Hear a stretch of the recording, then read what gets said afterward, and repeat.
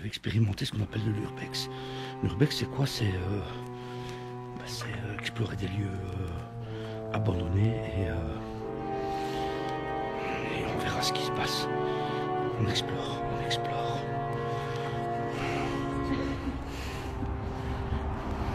Je suis pas sûr que ce lieu soit vraiment abandonné, mais néanmoins, on va explorer ça.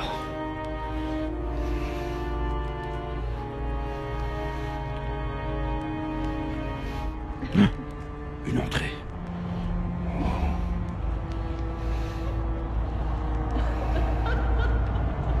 Il y a une porte là au fond. Je vais la franchir.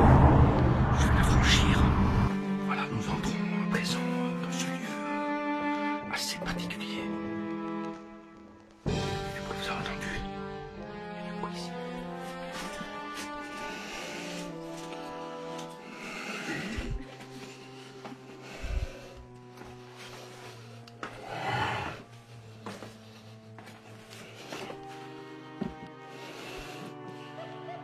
Visiblement, ils ont abandonné les travaux ici.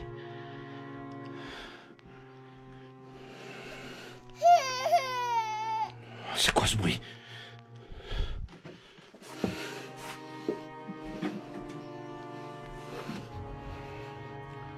C'est quoi ça? C'est quoi ça? Ah, une guillotine. Ah non. C'est ici. C'est équipé ici. Certainement pour couper les ongles.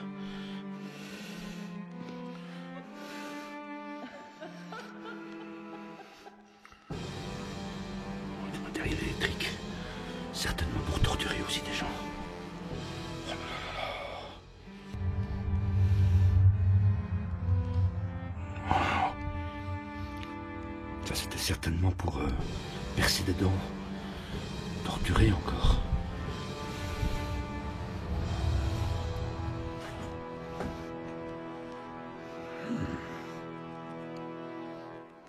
Wow. Ça c'était pour trancher les mains, je pense.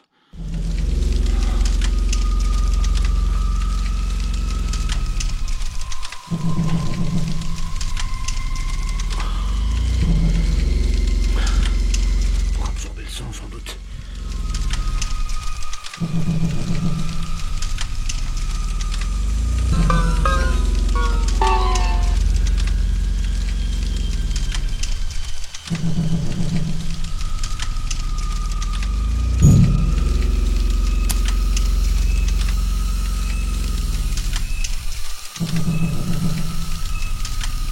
Oh bah.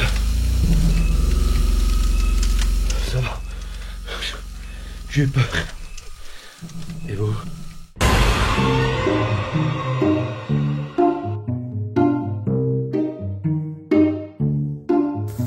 Eh bien voilà, on revient à nos bonnes habitudes.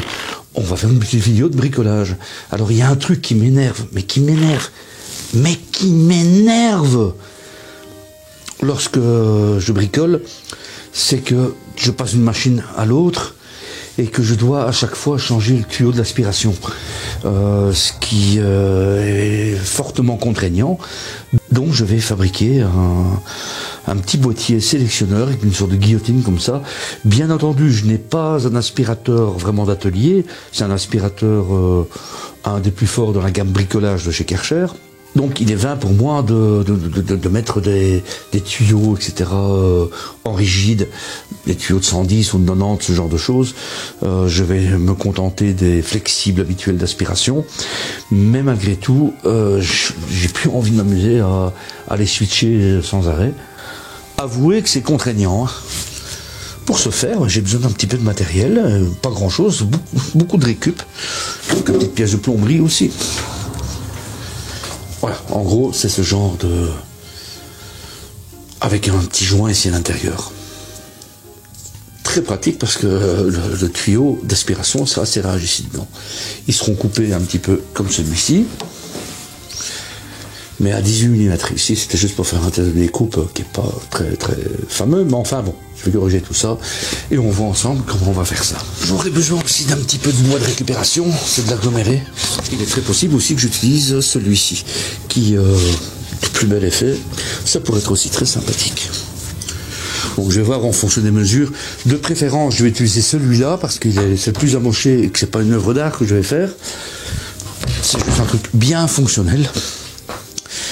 En espérant que ça marche. Mais ça, on le saura en fin de vidéo.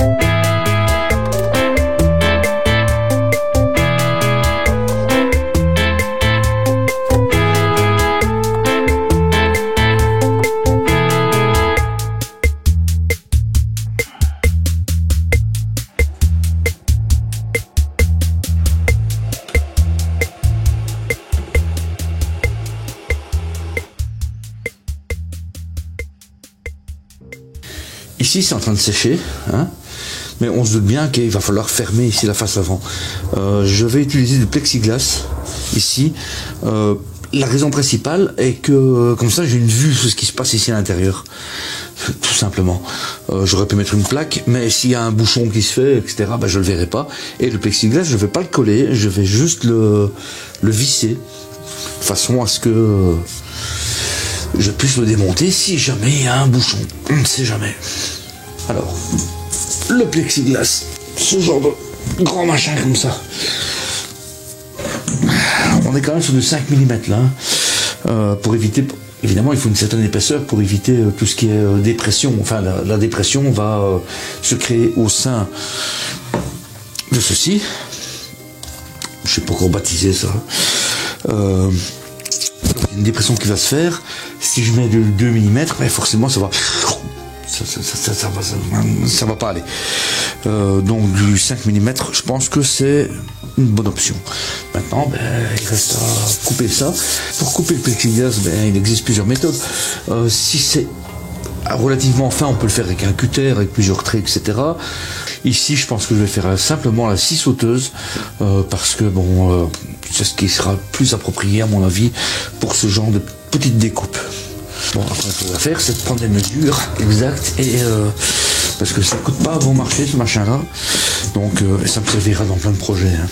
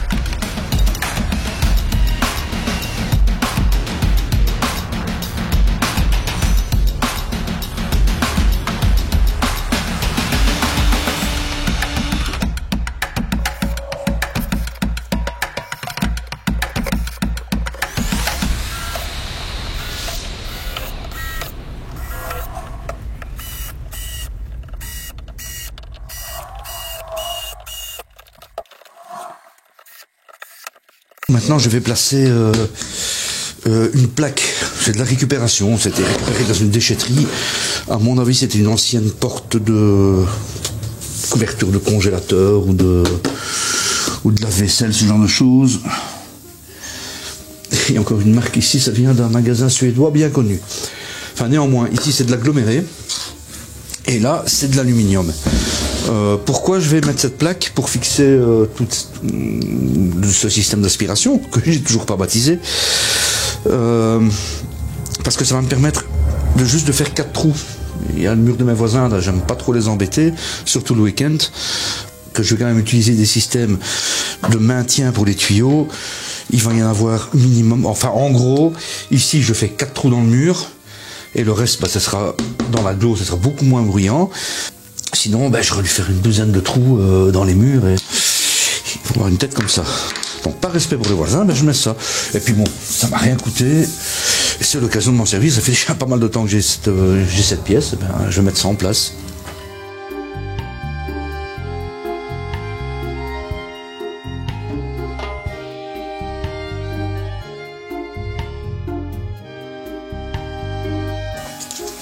Alors pour fixer cette plaque au mur, j'ai utilisé des tire-fonds.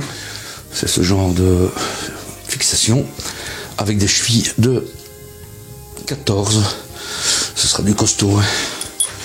Alors vous remarquerez aussi que j'ai préparé tout l'outillage dans la zone où je vais travailler. Donc forcément les tire-fonds et les chevilles, un marteau et un tournevis pour marquer en fait les endroits où je vais devoir percer, un niveau pour avoir quand même cette plaque un semblant droite, la boulonneuse pour fixer les tire-fonds, le marteau perforateur pour les chevilles. Je crois que j'ai tout. Enfin, il y a aussi même la GoPro ici pour filmer de plus près, parce que de là, à mon avis, vous ne verrez que mon dos.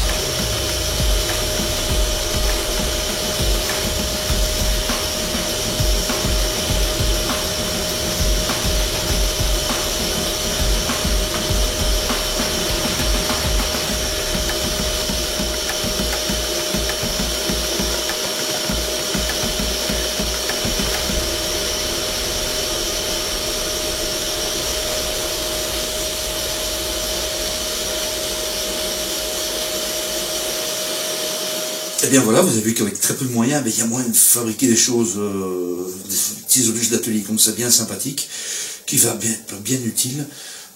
Ça va m'éviter, comme vous l'avez compris, de devoir chaque fois débrancher, rebrancher l'aspiration.